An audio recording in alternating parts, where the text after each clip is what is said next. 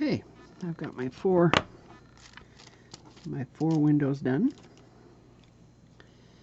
I'm just going to set those aside, let the glue dry, and I am going to sand the edges of the door frame. Now there are two door frames and two sets of windows. Even though there are only two windows in the cabin, we're doing four windows because those are going to sandwich together with a piece of acetate in the middle to give us glazed windows. Similarly, there are two door frames. We are only going to apply the outside door frame at the moment, okay? The inside frame comes at a later point. We want to keep these flat to the surface. I'm just putting a little bit of glue on here. Doesn't take very much glue. I'm using tacky at the moment, but you could also be using the wood glue at this point. Where the wood glue comes in, it's very important you use wood glue when you're doing major gluing together of components like walls to floors and things like that, because tacky glue is a flexible glue. It dries flexible. Wood glue dries solid. You do not want any give or vibration variation in your main joints. Now, we're going to apply your outside frame to your door. And make sure that the frame is above the black line.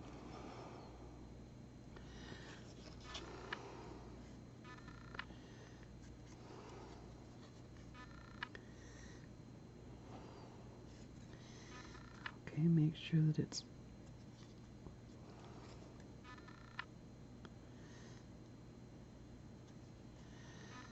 okay. You can check it from the other side. Make sure it's centered on the door, and we can set that aside to dry. Now we're going to take our outside chimney piece. This needs more glue.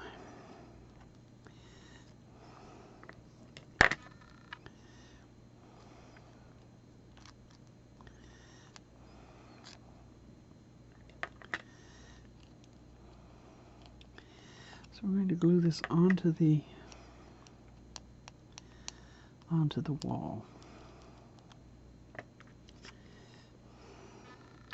Now this goes from the peak of the roof all the way down to the ground. And at this point, it's a good idea to get out your ruler and check that it is equidistant. Okay, we've got to come very slightly this way. Okay, it should be about 7/8 of an inch in from both sides. And making sure that the peak of the roof is exactly right. Rechecking our 7/8 of an inch. Okay. Now that can be set aside to dry. Okay, at this point our window frames should be dry. So we're going to put a little bit of glue on in the crack here between where the two windows are. Now this it's a pretty snug fit. You might have to wiggle it a little bit to get it in place. So it doesn't take an awful lot of glue.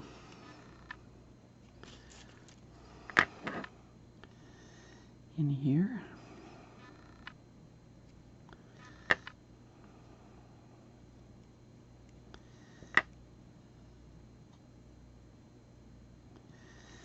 Okay.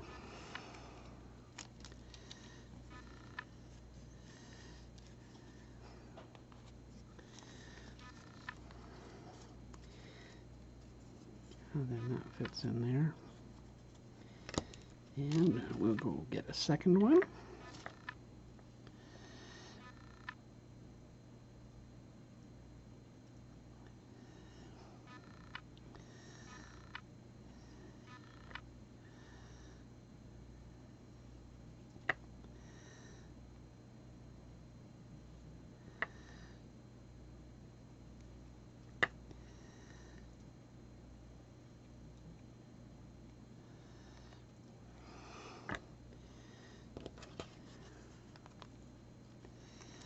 And we'll insert that window into its hole.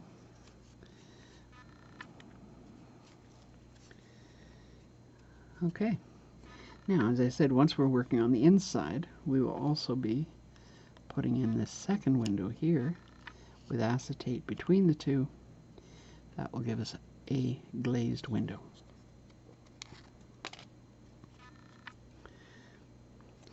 Now, while that dries, there's two things we can be doing. One is that we're going to work on our door.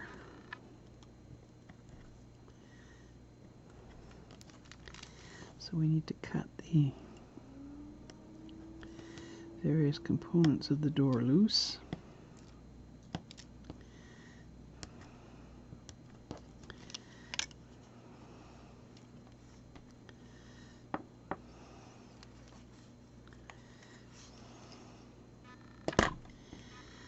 Okay, again, a light sanding. You're not particularly trying to get rid of the laser burn, you're just trying to make sure that there are no little jogs out. Okay, so now we can, now I was going to say be very careful when you're doing this because it's easy to break these small pieces. So what we're going to do is ignore the fact that we broke it and glue the two pieces in place. I forgot to mention that tweezers come in handy for this.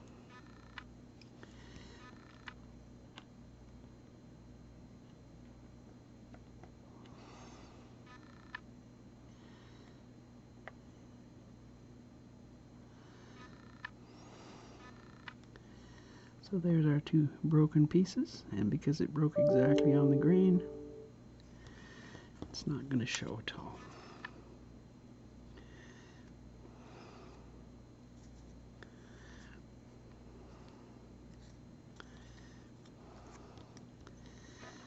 Okay, now we're going to do the back side of this.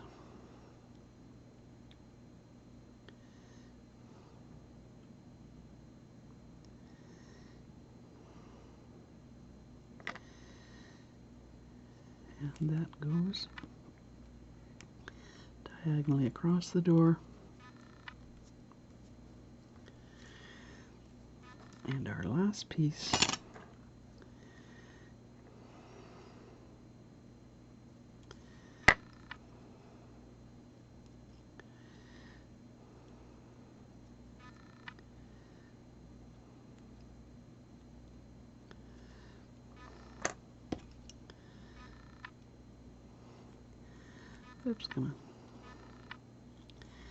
goes across the bottom of the door.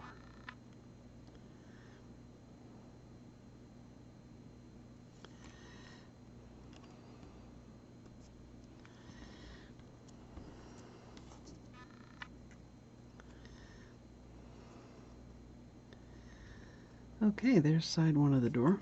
I forgot to.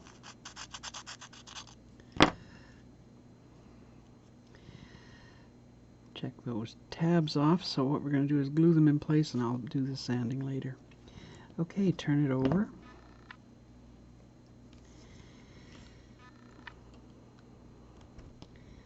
Cut out your decorative pieces.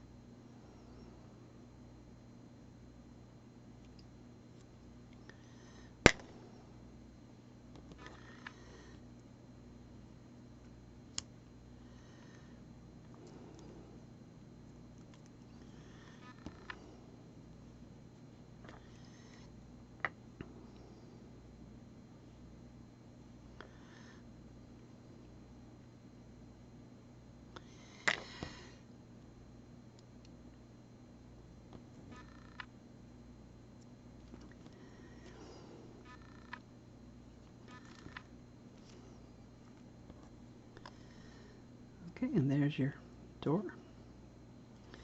We'll just set that aside with the other windows to wait for the next stage of the operation.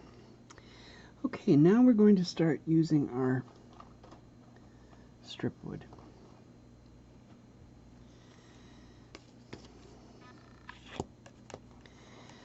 So let's start with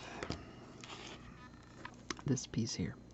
We're going to apply a piece of strip wood immediately above the area that we painted black. Now you can just continue to cut that with your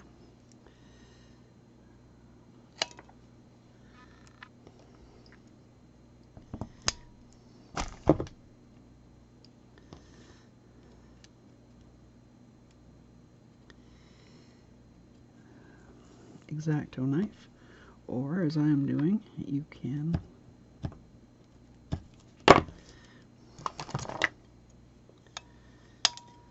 come on. Use your miter cutter to cut it. So we're just going to apply a little bit of glue along here.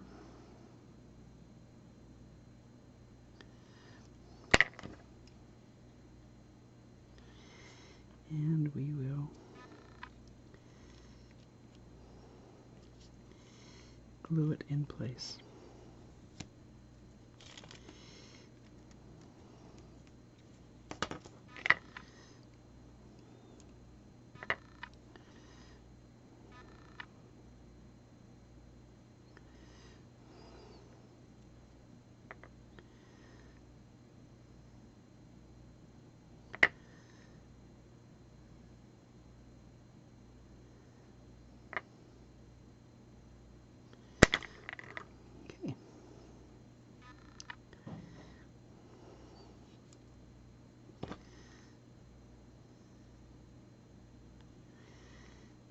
And glue it in place. So it should be the same level. Now at this point, it's useful to take your... Oh, sorry about that.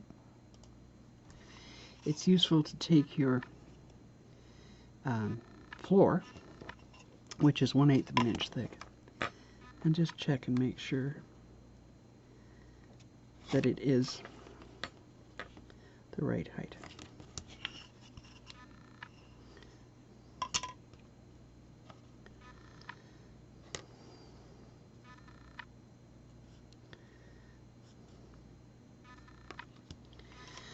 Okay, set that aside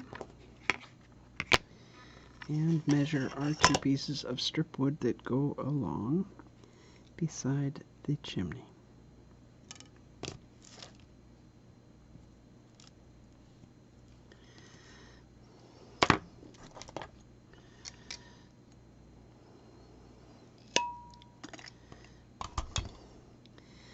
I said these are 7/8, roughly 7/8 of an inch, but because of the way that your particular rocks are laying, it is better to actually measure it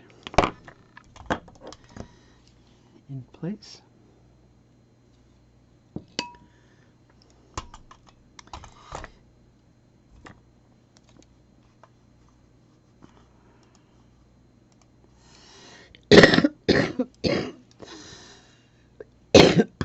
Then we have one last piece to measure off, which is the other end of the cabin.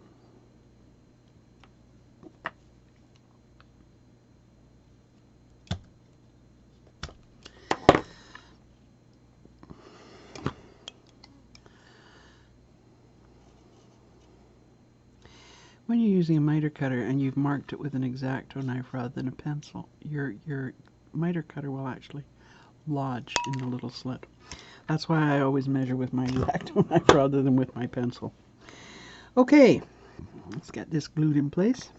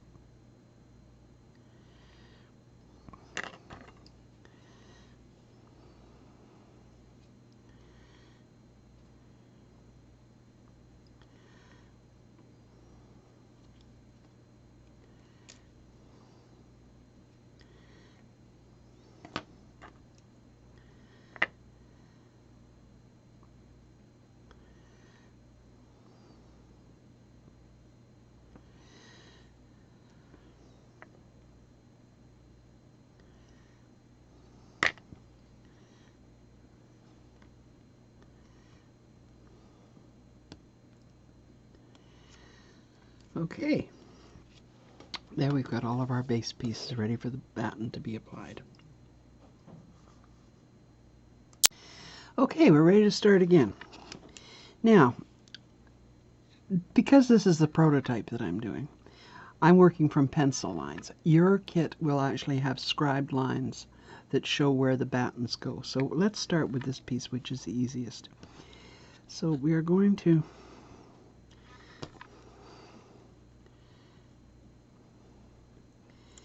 now you'll notice that these are cut on an angle. And again, because I've scored with my X-Acto knife,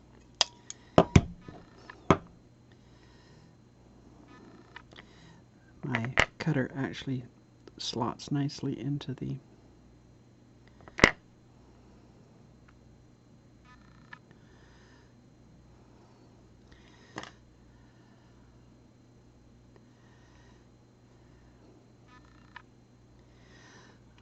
and this goes right along the edge.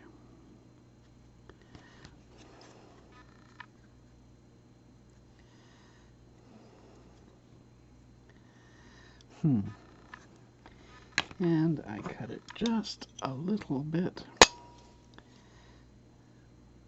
tiny bit too long. You'd think that in quarter scale you don't need to worry about this kind of thing, but you know, actually, if you want your roof to fit snugly on the top of your walls, you've got to make sure that those cuts are made accurately. And it goes right to the edge. There's our first piece of batten. Okay, now I'm going to go to the middle now.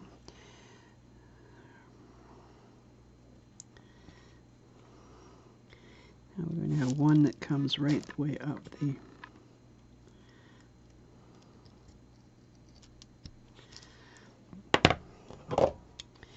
This is the trickiest one to actually cut because it's got to be a double so that it comes to an actual point at the top.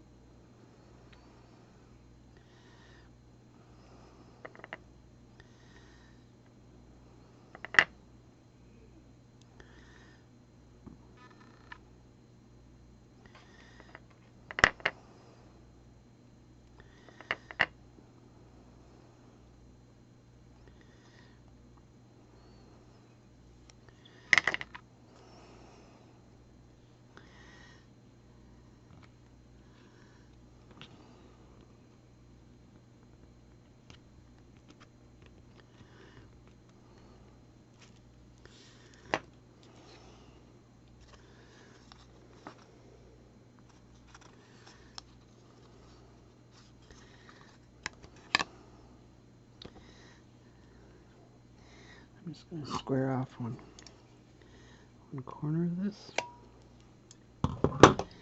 and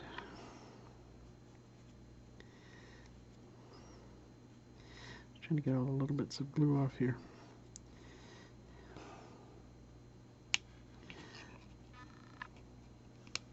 Okay, so that's too short for those pieces, so we'll just grab another piece here.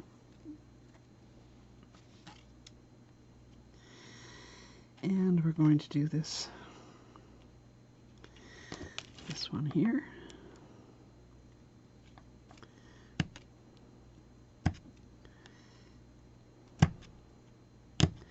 So that's the way that you do it if you don't want to bother to use the cutter. Now this is probably one of the two boring and time-consuming parts of the kit. The other part is applying shingles. That's one thing I've always disliked about it. I wish there was somewhere you could just leave your houses without shingles on them.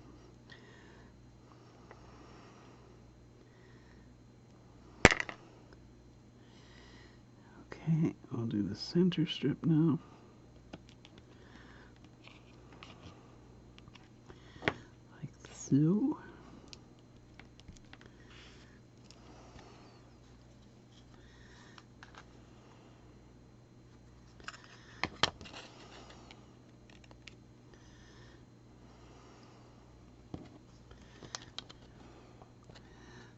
Square off the end.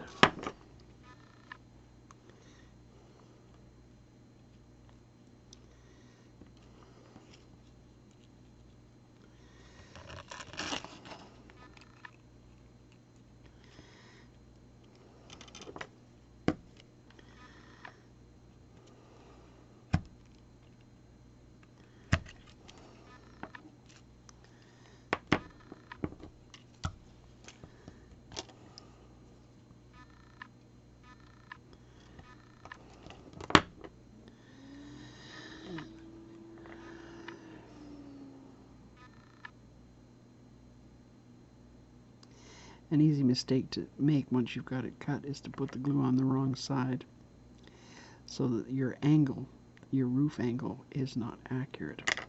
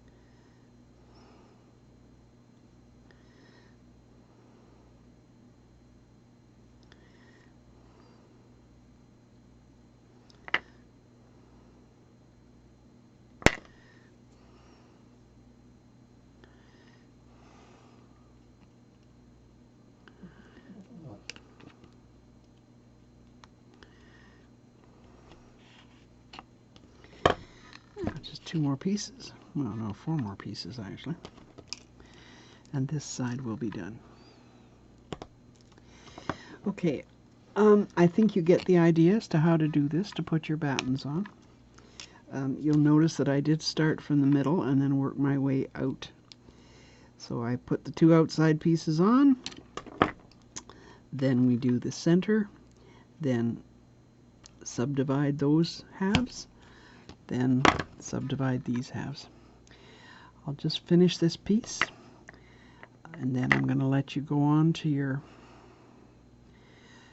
doing it yourself for the other 2 pieces.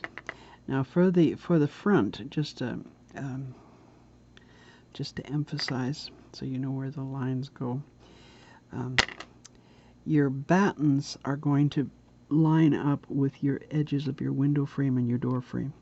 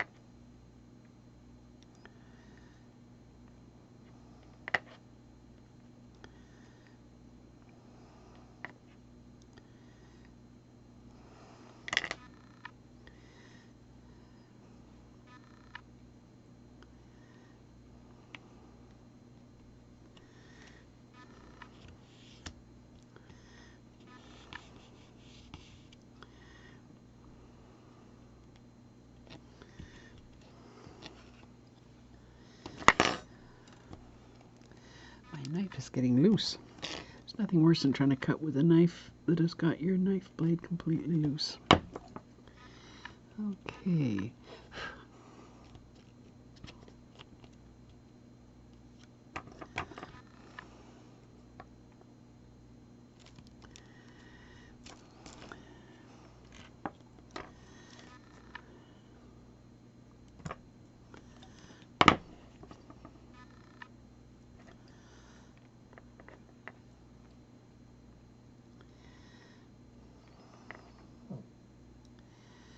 And I'm using this glue spreader to do this. It's just as easy to use a toothpick.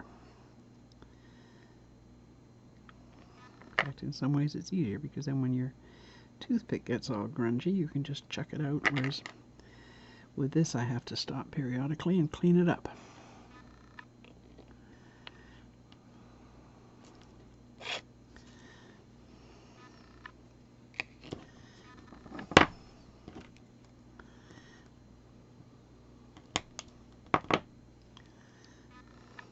Now, you'll find some barcodes on some of these pieces of strip wood, so don't worry about that, because just make sure that you glue it so that you glue your batten on there so that it's down.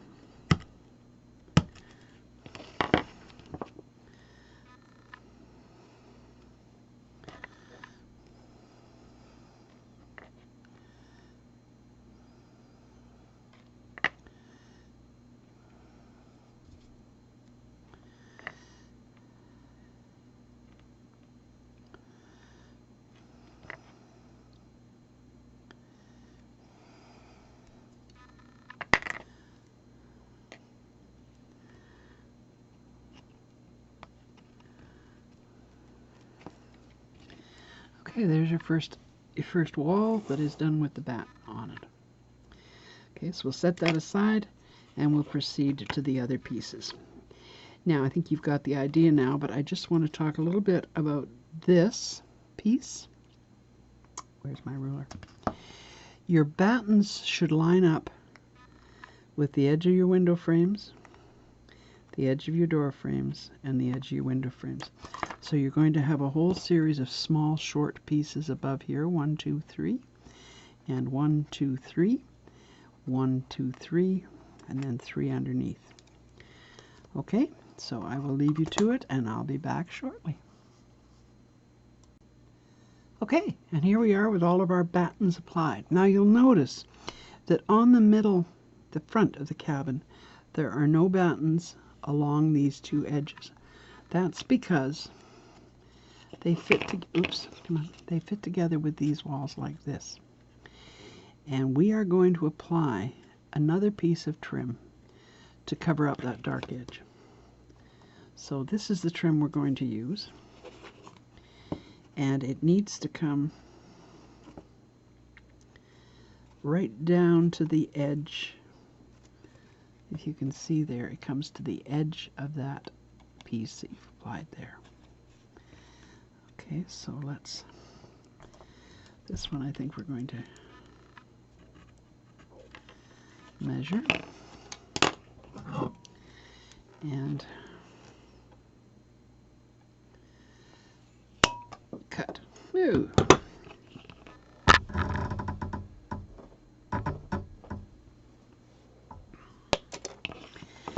Okay, so it's going to be glued like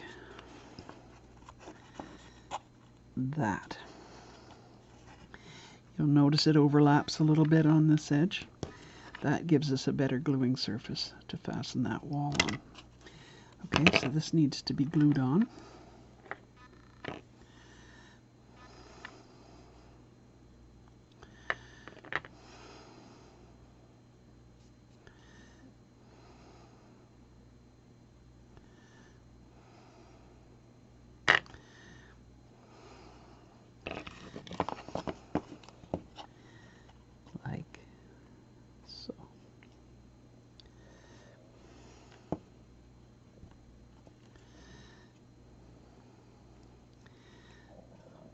Okay. Well, that can be set aside to dry. Now it's very important that you get these edges on the opposite edges like that, okay? So we'll just set that aside to dry. And we'll measure this edge here.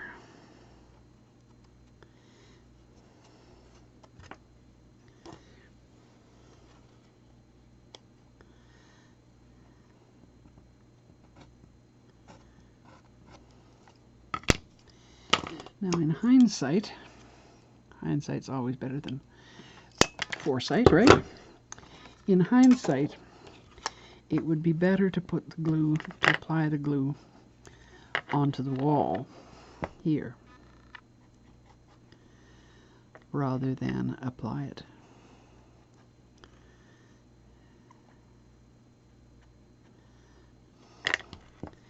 okay, and that glues on like that again with a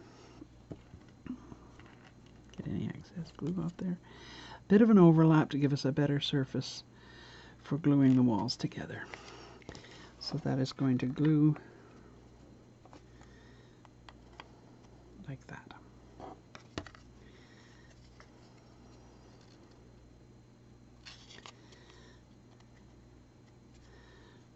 Okay, so let's set that aside and let it dry. So let's go back now to this centerpiece. What we're going to do now is we're going to do some washes. Now I have 3 washes here. I have a brown wash. You can see that that's brown. I have a black wash. And I have a white wash. Now this is made from 70% alcohol and alcohol inks. And the reason I'm using this rather than just a water-based wash is that it evaporates extremely quickly and you do not have to worry about, where's my foam brush? You do not have to worry about it warping your wood. Okay, so we're going to do both sides of this. So we'll stir it up. Now you'll see it doesn't do very much, but what we want is we want this to look like an old cabin.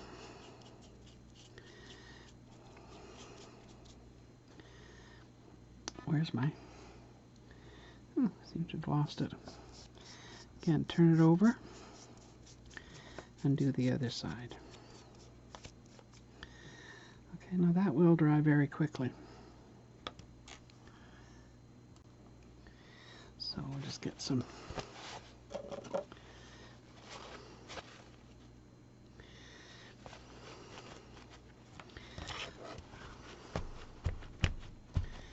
now, what was I saying about it not warping the wood? You'll see that it is allowing the wood to bend a little bit. So we're just going to set this down with something semi-heavy on top of it while it dries and while we do the other 2 pieces. Now I'm also, as you see, doing the stones here because some of my stones are a little too light for my liking. Now we turn it over and we'll do the other side. Take our rag and mop some of this up. What we're trying to do is take the newness off the wood.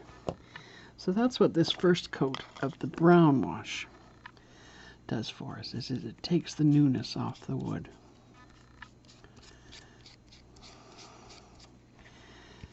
This cabin has been sitting out in the Canadian wilderness for, who knows. You have to make up your own stories about who lives in your cabin and how they got to be there. This is not a pioneer cabin. If it was a pioneer cabin, it would be, of course, logs. Board and batten is a much more recent invention. Okay, we're going to let that dry for a minute, and while we're waiting for the alcohol to dry, we're going to stain our floor. Now, as I said, I'm using a provincial stain. Get your floor out.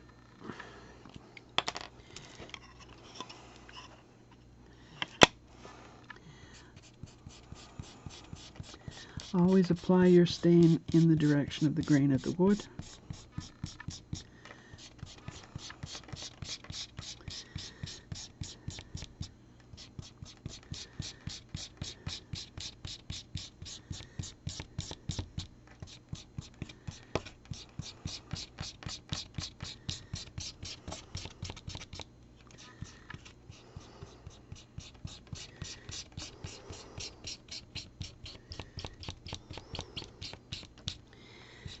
Now, I want my windows, my interior windows, to match my floor, not the outside of the cabin. So I'm going to take my 2 remaining window frames, and I'm also going to stain them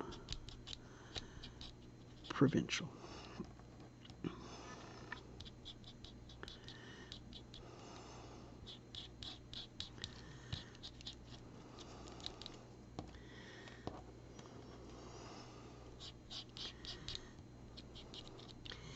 We're going to give the inside of the cabin walls a white wash.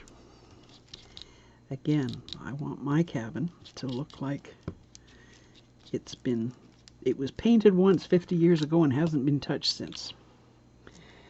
Okay, so that. Now, the other thing that I forgot to mention earlier, but we might as well do now, is that we need to paint one of the long edges. One of the long edges. Now my black paint is still wet, so hopefully yours will be wet too. So we need to paint one of the long edges of the floor black. Just one edge, okay? Okay, back into the water for you. Now, this is really warping badly.